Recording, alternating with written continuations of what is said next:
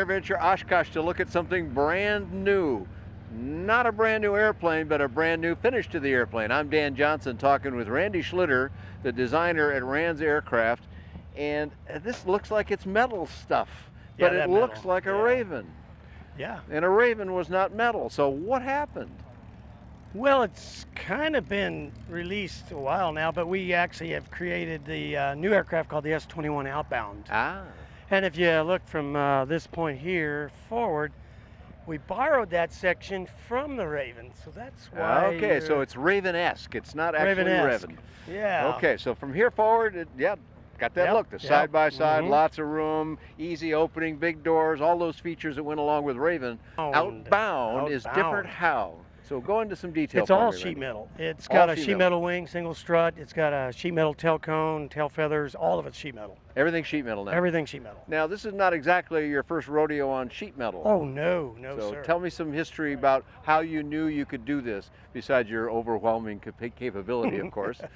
Well, right over there is a S-19, which we built several hundred of, and that kind of led into the need for That's a an highway. all-metal airplane. Yeah, for those that don't know it, okay. And it uses all the same techniques as far as this machining process that we're using in the Outbound.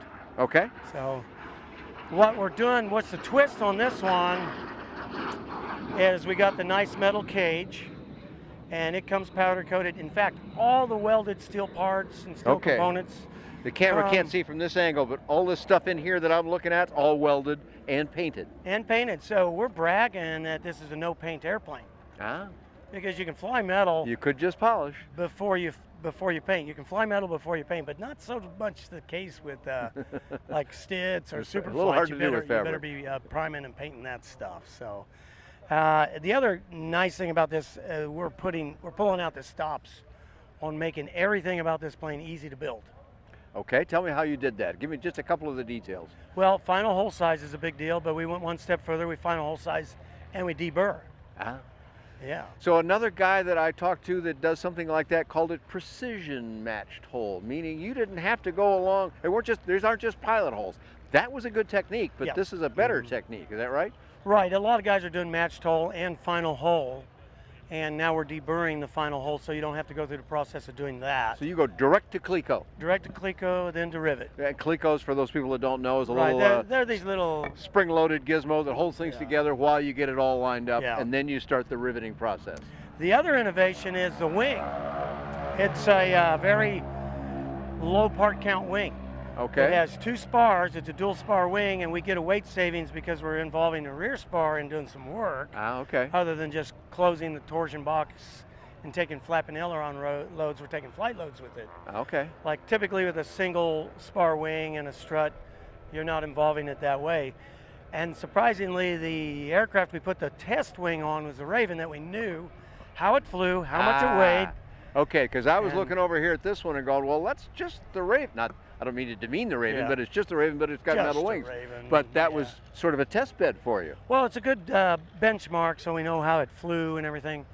Put that wing on there, weighed it, came in only 20 pounds more for an all-metal wing. So all-metal wing, I might point out, that's rated to 6 Gs limit load at 1,800 gross. Is that right? Wow. Yeah. Wow, okay. Yeah. Okay, so back to the 21 Outbound here now. This is a project still in development for you? Or yeah, we haven't flown all of the Outbound, just the wing so far. All right. And well, you could technically say we've flown the Outbound from Station 3 forward as well.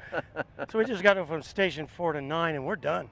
Not too bad. That part will have to follow this part anyway. Yeah, so it has to follow. It'll go along for the ride. That's why they call them tails. Why are you? What engine are you planning to use for this guy? A variety of engines are possible. We've got at the very bottom would be the 912. Okay.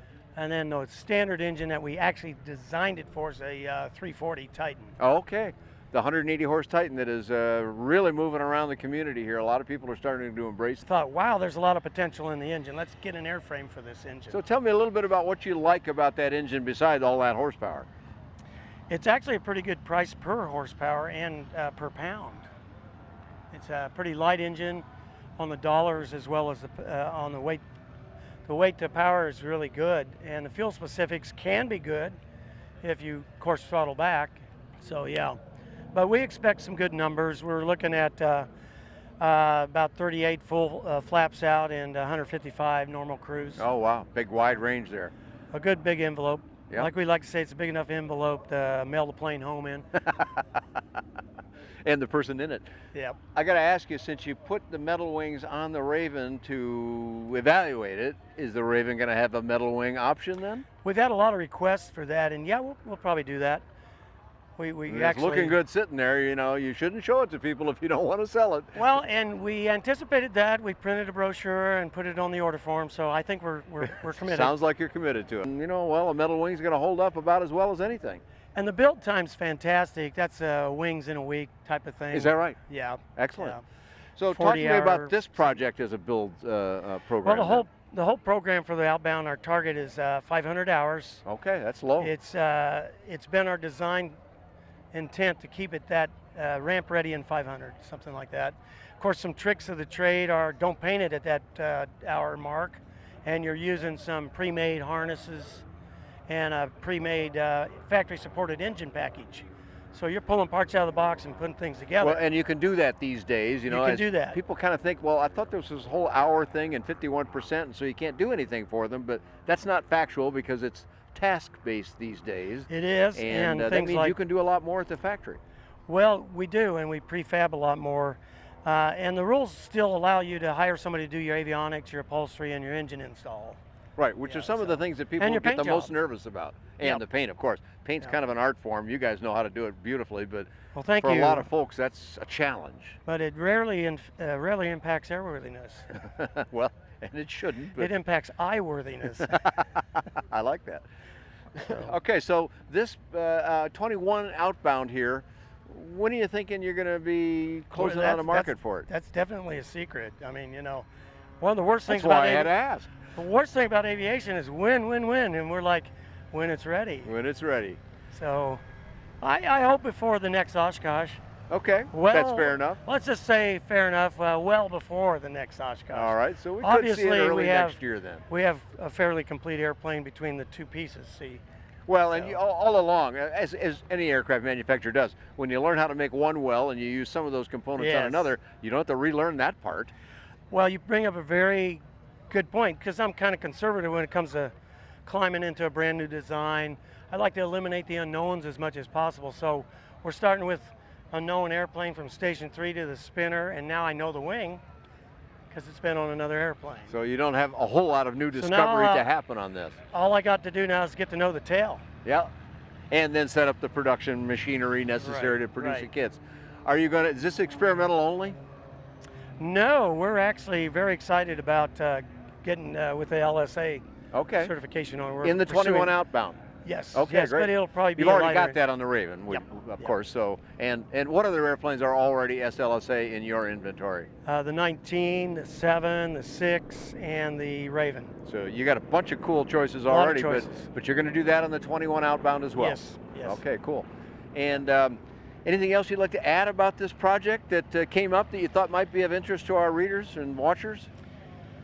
I am very excited about it. I just want everybody to know that after all these years of building many aircraft, I'm throwing everything I can at making this an easy project for people. You know what, that's an important thing too, because you guys at the factory, of course, you got it all down. You know how to do it inside and out. But sometimes that means you don't keep in mind that person out there that's going to build it. So I'm glad you are doing that. And it actually translates into this, Dan, that I have been out in the factory putting a lot of midnight oil. I've pulled a lot of these rivets. I've fabricated some parts by hand because I was waiting on the CNC shop. I'll just make it.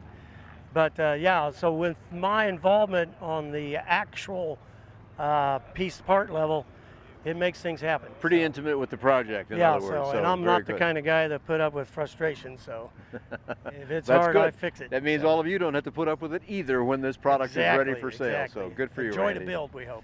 Well, you know, a lot of information. We'll find more about Outbound as you release it and have that, but to find out about all the other things, RANS, where do we send them on the web, Randy, and we'll put it on the screen for you. Good old place, RANS.com. There you go. That'll get you there.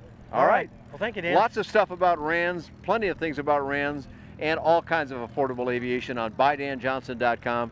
Thanks for joining Randy Schlitter and myself here at EAA Airventure Oshkosh.